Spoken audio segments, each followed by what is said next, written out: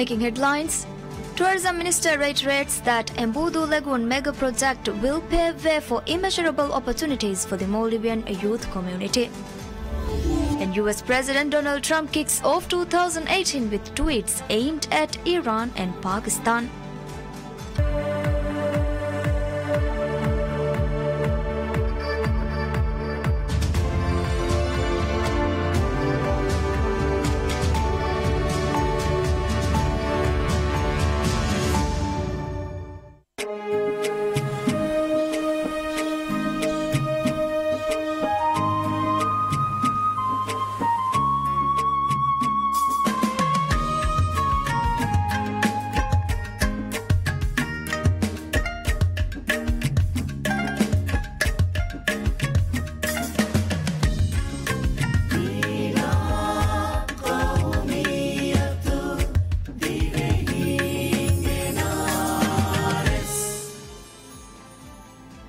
Bismillahirrahmanirrahim. Welcome you all to PSM News in English. I'm Zionat Hassan here with the news in details.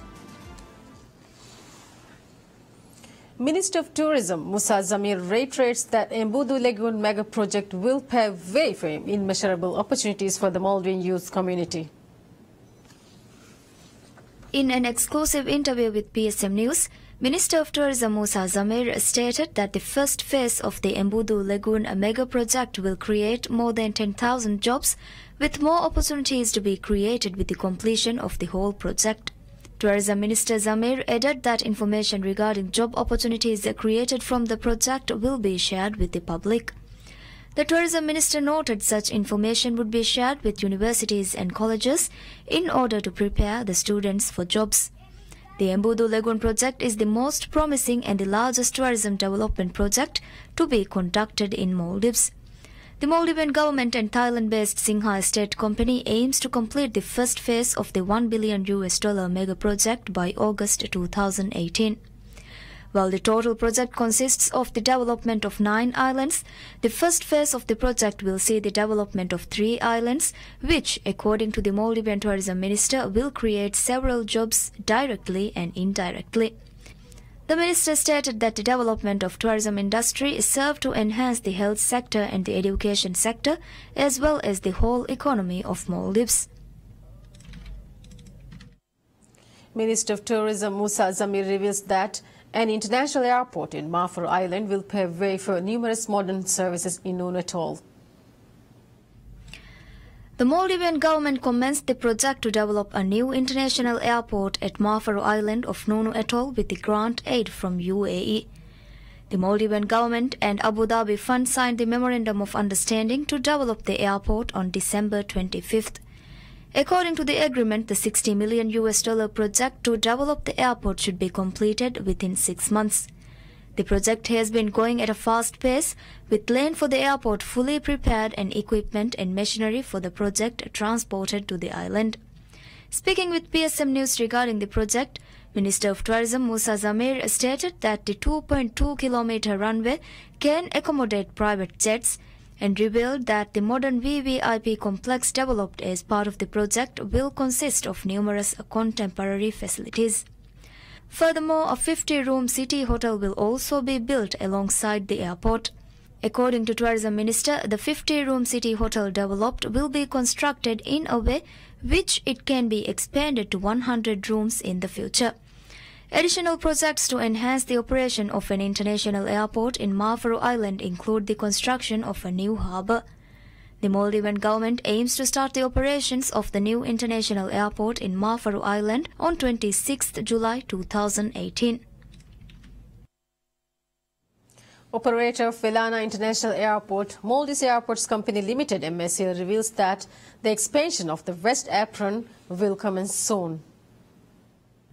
With the increase in the number of aircrafts and private jets parking in Maldivian airports over the years, MACL has aimed to develop and expand the apron area of Velana International Airport VIA. According to MACL, the existing apron covers an area of 50,000 meters, while the expansion includes an area of 80,000 meters. When completed, the new apron will be able to accommodate twice the amount of aircrafts as it will provide a total area of 130,000 meters for parking space.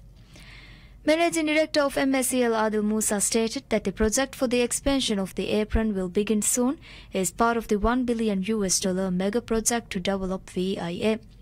Under the Maldivian government's aim to develop VIA, a new passenger terminal, a new runway, a new cargo terminal and a new jet fuel storage facility will be established. With the completion of the project, VIA will be able to cater 7 million passengers a year.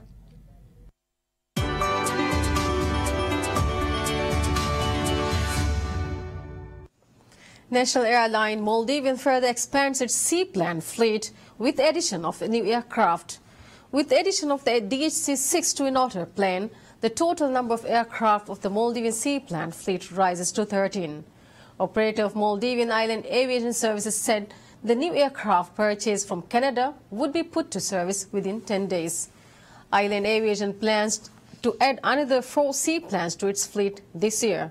In efforts to meet the growing demands of the tourism industry, Maldivian has been increased its seaplane fleet in the past few years.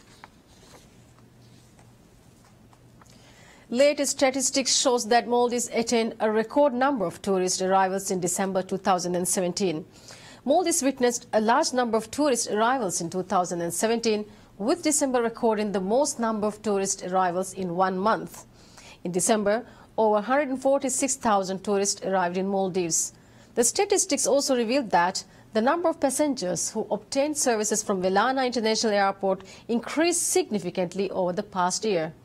Maldives received a record-breaking 1,389,548 tourist arrivals in 2017.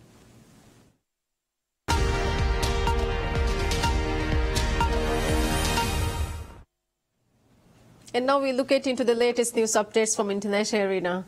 US President Donald Trump kicks off 2018 with tweets aimed at Iran and Pakistan.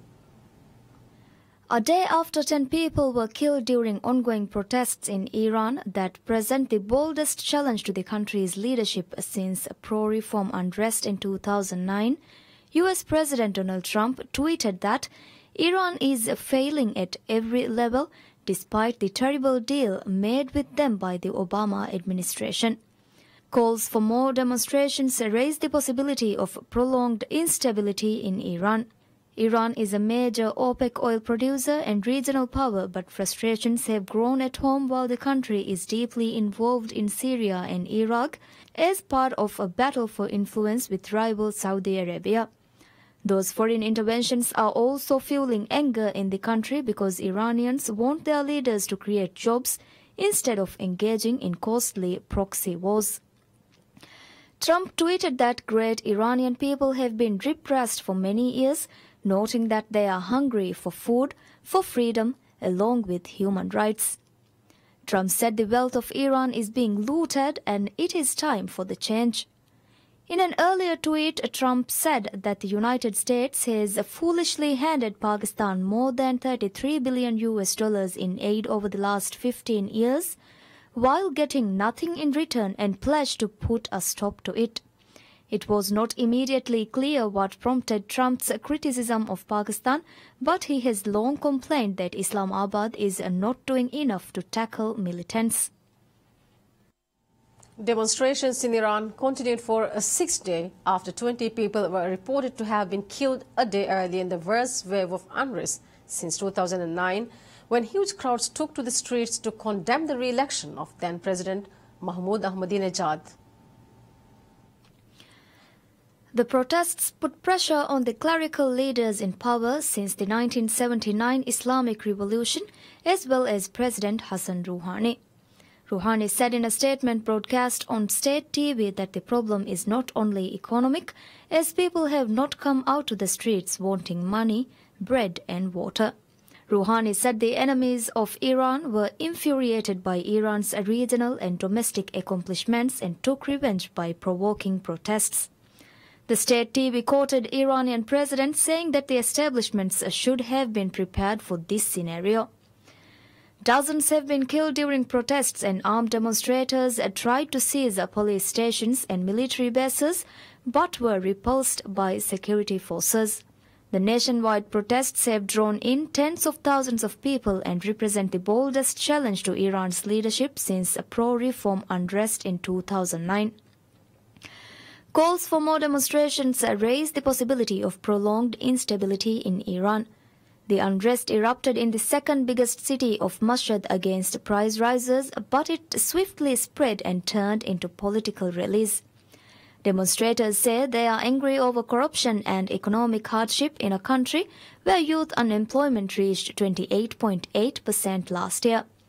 Iran is a major OPEC oil producer and regional power, but frustrations have grown at home while the country is deeply involved in Syria and Iraq as part of a battle for influence with rival Saudi Arabia.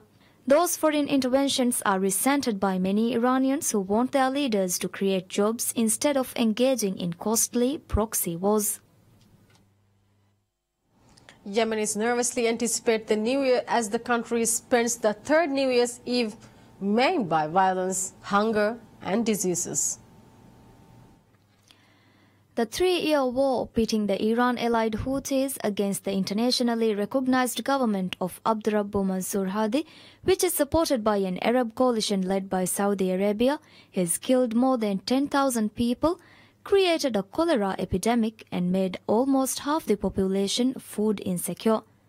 Sana'a residents tried to maintain a positive outlook as they approached 2018 despite the ongoing fighting. According to the United Nations, airstrikes have rained on Yemen in the past 2 weeks, where at least 109 people lost their lives. The ongoing airstrikes and almost a 50-day blockade on Yemen's sea, land and airports initiated on November 6th have worsened the situation in Yemen as food and fuel shortages continue to hit the local population and encourage the spread of disease despite the blockade being lifted on December 20th. The United Nations says Yemen is the world's worst humanitarian crisis, with about 8 million people on the brink of famine, a cholera epidemic that has infected 1 million people, and economic collapse in what was already one of the Arab world's poorest countries. A day after the North offered talks with Seoul but was steadfast on its nuclear ambitions, South Korean President Moon Jae-in stated that the improvement of inter-Korean relations was linked to resolving North Korea's nuclear program. In opening remarks at a cabinet meeting, Moon said South Korea's foreign ministry should coordinate closely with allies and the international community on resolving North Korea's nuclear program, contrasting with the North's leader Kim Jong-un, who said on Monday that Seoul should stop asking foreign countries for help in improving ties between the two Koreas.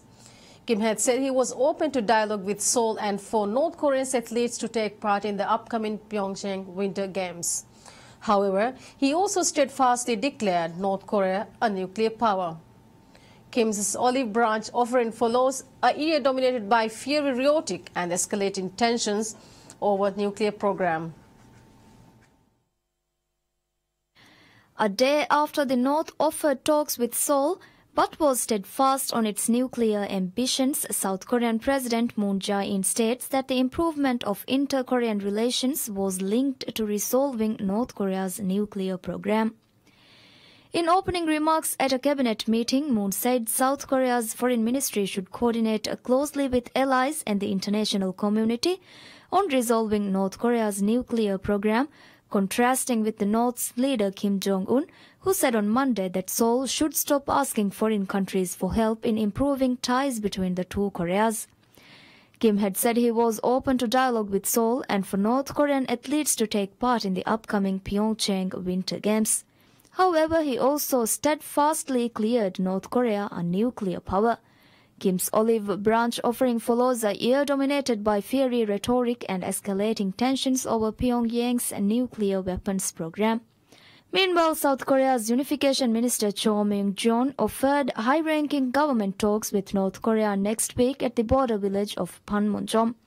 Cho said he expects the dialogue on January 9th, if it comes about, to be focused on North Korea's participation at the Olympics, but other issues would likely arise, including the denuclearization of North Korea.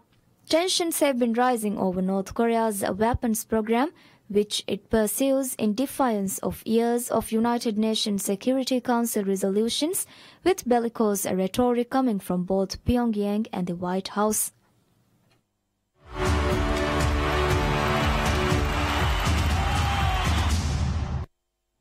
In sports, Germany got their Hopman Cup efforts off to a winning start with victory over Belgium in Perth.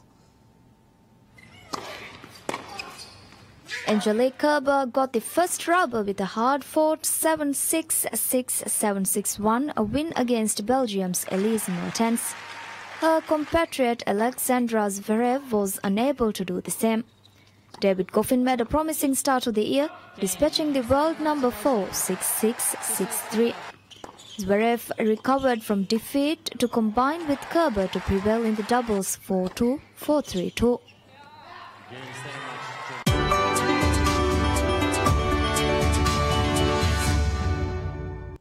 Thousands of performers from around the world takes part in London's annual New Year's Day parade. Let's have a look. Around 500,000 people lined the streets of London to see more than 10,000 performers from different countries around the world march in London's New Year's Day parade.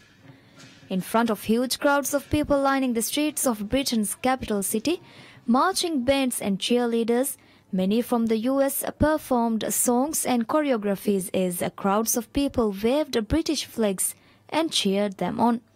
The procession started at Piccadilly and travelled through the city before ending a few hours later at Westminster.